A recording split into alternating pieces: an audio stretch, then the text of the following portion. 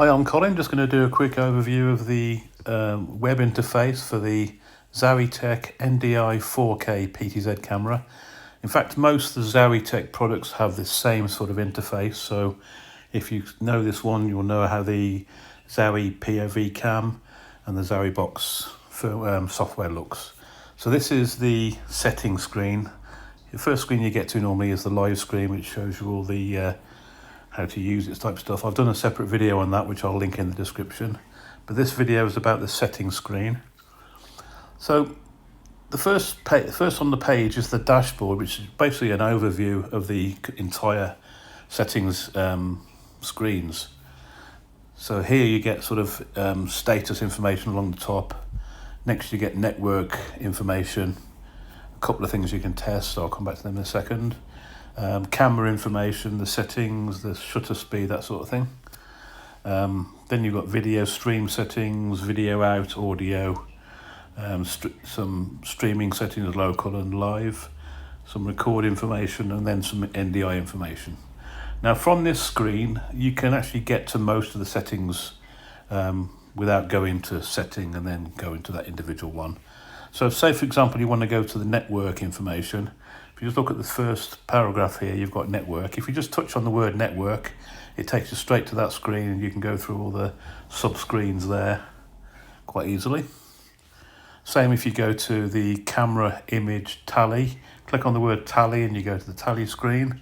Click on the word image, you go to the image screen.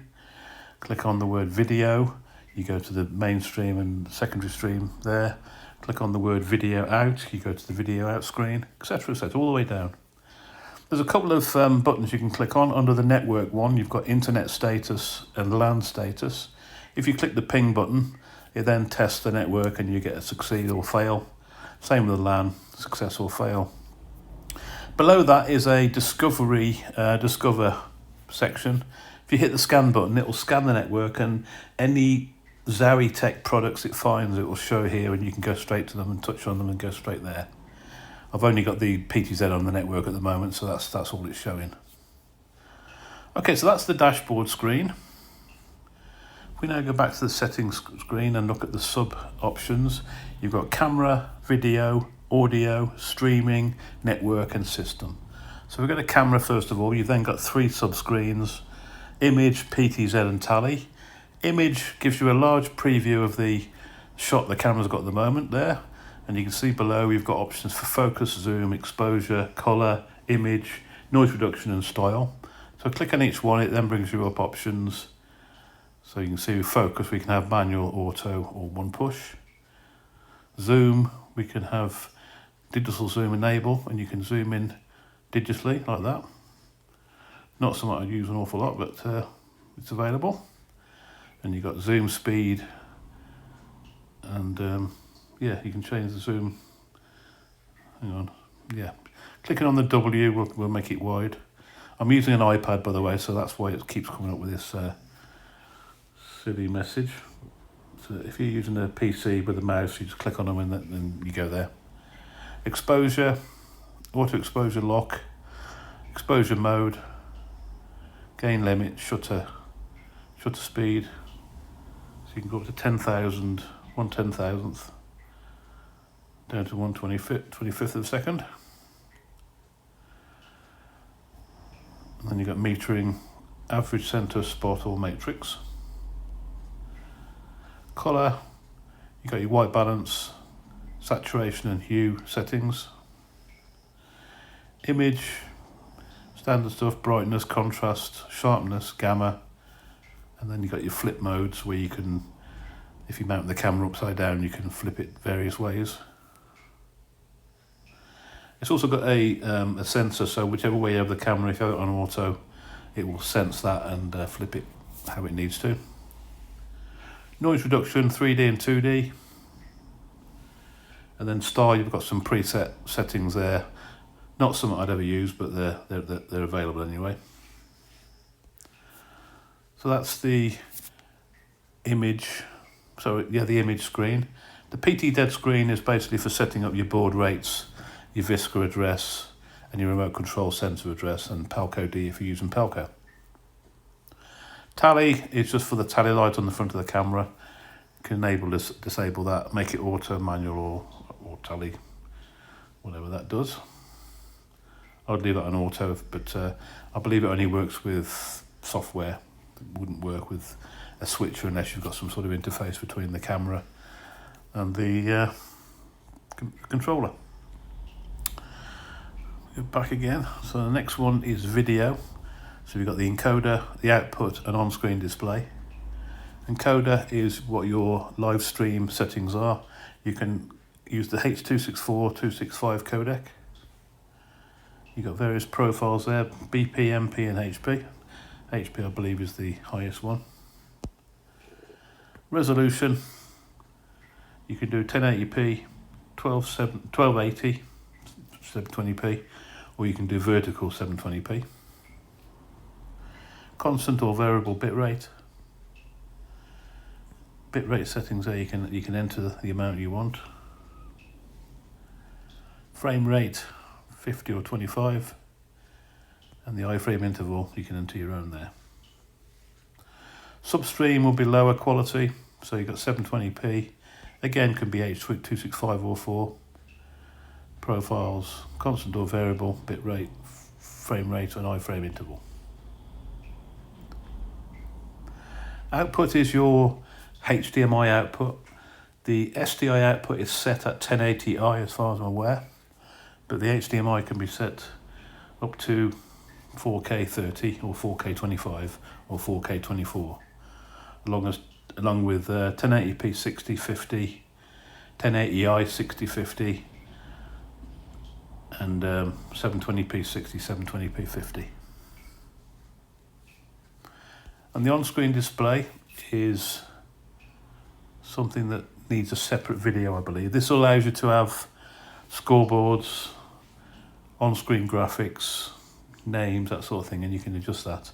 So I'll do a separate video on that. I don't think it works very well with the iPad because there doesn't appear to be any way of adding the canvas you need. So I'll do that on a PC or a Mac. Next screen would be audio.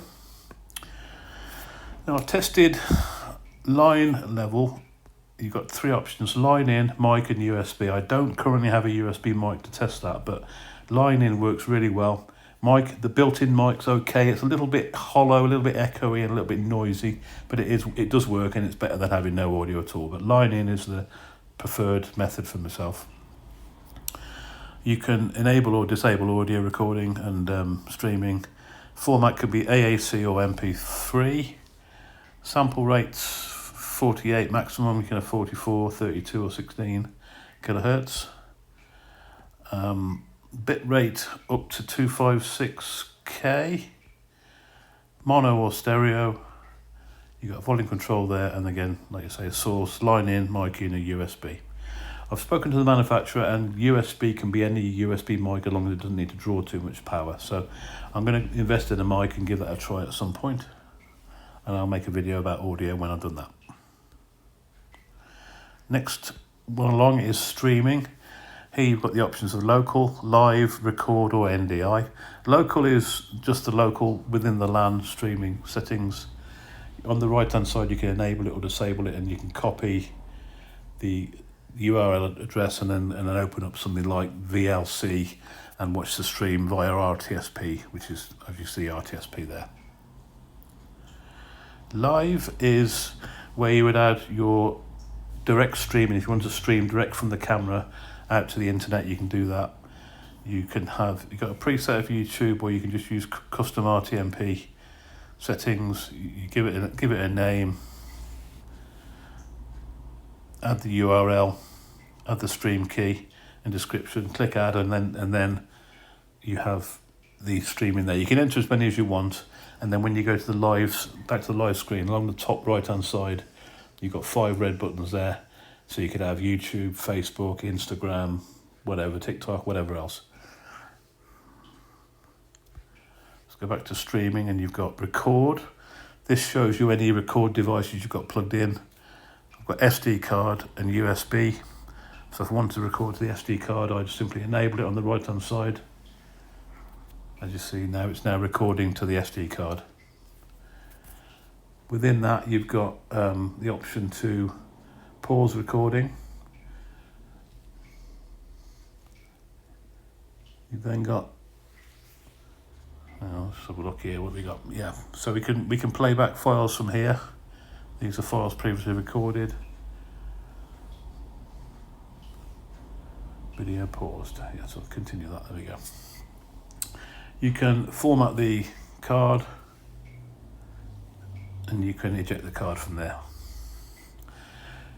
You can play back recordings. Let me just turn the recording off. Okay, if we can go to the settings.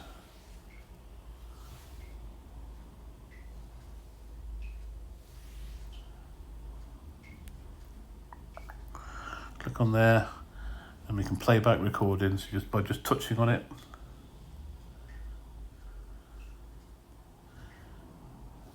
And then you can download. I'm using an iPad. It's not allowing me to do it, but you can see at the bottom there. I'm able to save the MP4 and play it back.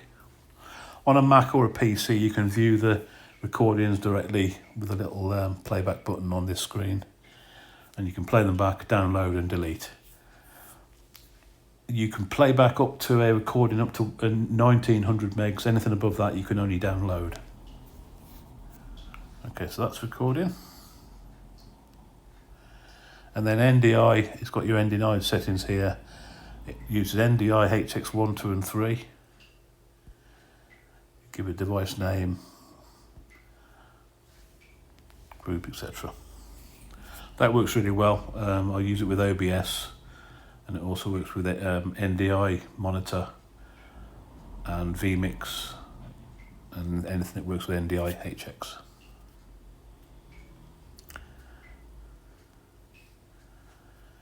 Network settings is basically your LAN settings on this one. Along the top you've got LAN hotspot, Wi-Fi port, MDNS and NAS.